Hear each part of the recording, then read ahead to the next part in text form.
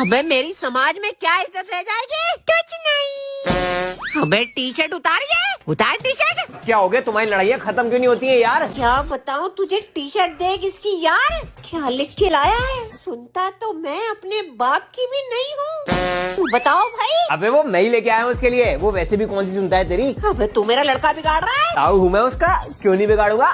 ताऊ जी। तू भैया ही बोल मेरे को, भैया भैया।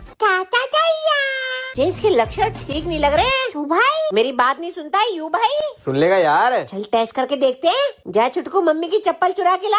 चप्पल जा छोटू, मम्मी की चप्पल चुरा के ला फटाफट जा। क्या चाहिए तुझे? अरे अरे अरे आजा आजा आजा आजा आजा आजा, चप्पल ले ले ले, आजा आजा। लेके कहाँ भाग रहा है? आगे आगे क्यों? अबे ये तो सही में ले आया।